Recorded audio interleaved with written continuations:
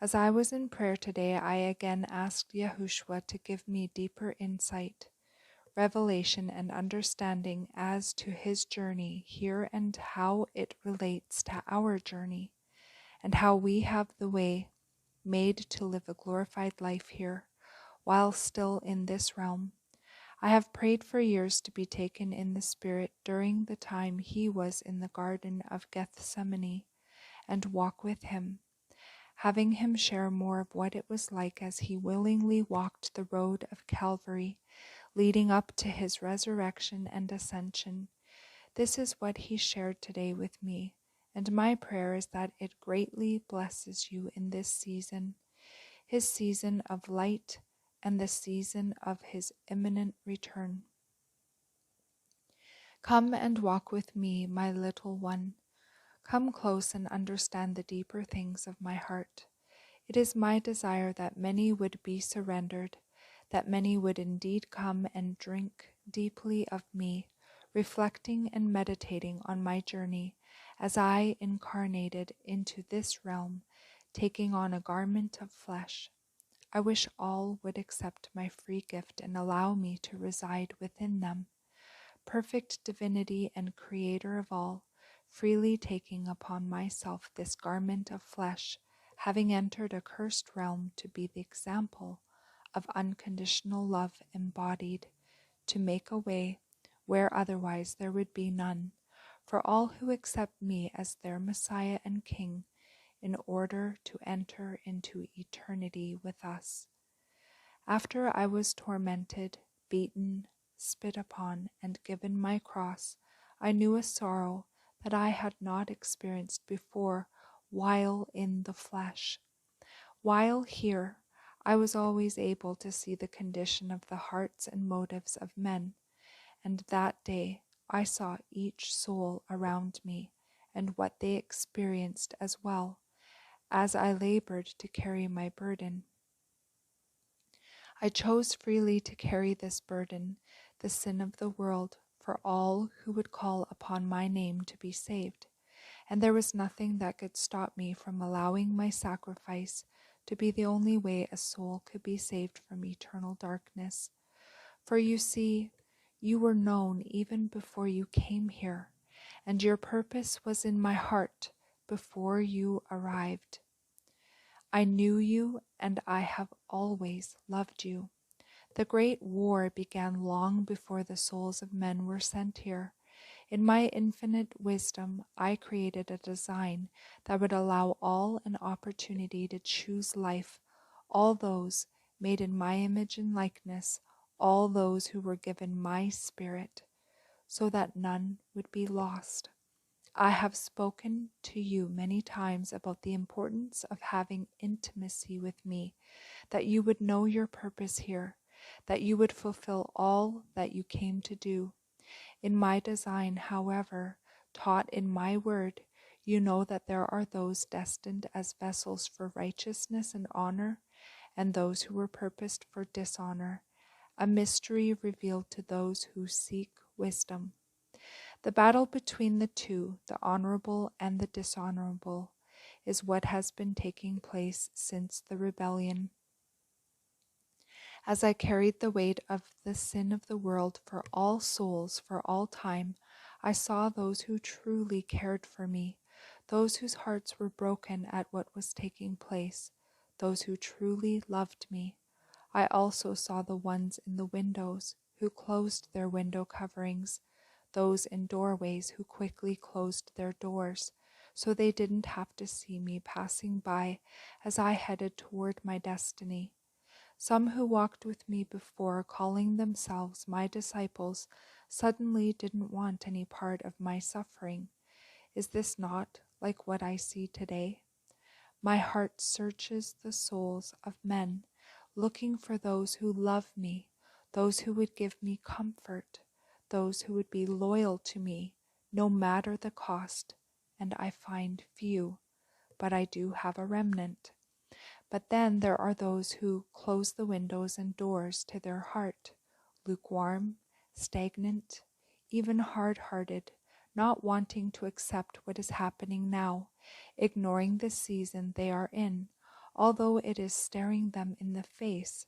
Just like then, my presence is not invited by most, my company not truly sought.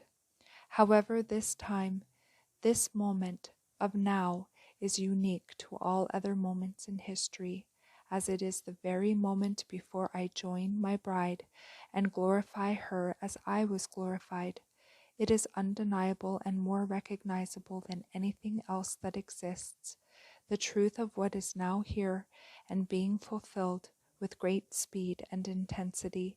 And just as I have allowed great evil to run its course for my ordained purposes then, so too now am I allowing evil to appear as if it is in control. This is far from the truth. What is about to take place will dispel all deception and reveal evil for what it is. Back on my walk to Calvary, then, I saw the great evil beings and hordes of demons manifesting through those who hated me, those who cursed me, those who couldn't wait to see my physical death, believing it was a victory for them.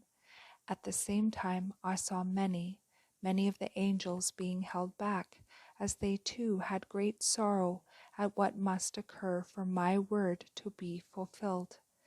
Is this not similar to what you are seeing now? Good being called evil, and evil labeled as good?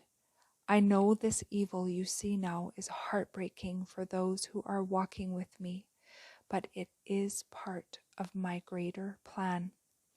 I watched as heaven mourned the only Son of the Father being rejected and given over to die. I knows all, saw all that was taking place then, just as I do now. I was in control then, and I am in control now. Never doubt this. What occurred that day was the fulfillment of our promise, that those who would have been lost for eternity may have an opportunity for everlasting life. I was the example for you in the flesh of overcoming sin and death, so that all who choose me could have the way made, the veil torn, and access granted to my kingdom. The closer I got to Golgotha's hill, the more I saw the faces of evil on those who continued to shout for my death. Believing darkness had won, I could have stopped there. I could have slayed them all then, but it was not the appointed time. I could do the same now, stop the evil this moment, but too many would be lost. My plan is for the greatest good of all. So I continued on my walk to victory. I remembered those I love and who love me. I stayed my course. Is this not what I have asked of you? To stay the course until the appointed time? The greatest faith is needed, yes, because without faith you cannot please me. Ask, and it will be given to you in great measure, my children. When I arrived and my body was laid on the ground on that cross, does this not represent that the body will return to that from where it came, that it must be laid down in order to be raised up? As my body, my flesh had to die, to be crucified, does not yours as well? For you see that in dying I then rose to eternal life. Mortal became immortal, corruptible, incorruptible. The same applies to you.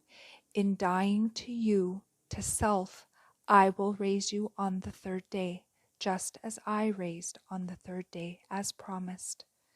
As my cross was lifted up and secured into the ground, the heaviest of all sorrows commenced for me, as I saw all the souls that have ever come into existence, every single one that did not choose me, falling into the depths of hell on their own, no one forcing them into eternal separation, the place that was only ever meant for Satan and those who fell with him.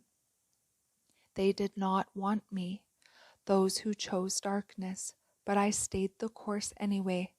I held myself there, knowing that my sacrifice was not in vain. So too, I am asking you to hold on for just a precious moment longer and remain steadfast, as your suffering in this life is not in vain. Even though I was fully human, my divinity allowed me the greater perspective in that I knew many, many would come to know me during this age, and all of heaven would rejoice in the victory with me. Know that your faithfulness and obedience will bring about the fulfillment of many more souls saved as well. When I cried out, "It is finished," I left to continue my Father's business, setting the captives free, and then ascending to my Father. What a celebration it was, one that is still ongoing, that so many more have a way to eternal life with me because of my sacrifice. All of heaven still sing praise around the throne and will forevermore. This is where I want to relate my experience in the flesh to yours here. This life, this existence and incarnation is a testing ground, a mission, if you will, to a place not your home. I endured the fiery torment of Satan here while in the flesh, as you do, but now we together will do what is impossible in this realm in the flesh, but supernaturally possible for those whose hearts I am enthroned upon. I was translated, glorified, and manifested my kingdom here on earth after my ascension, appearing to many, a fact undeniable.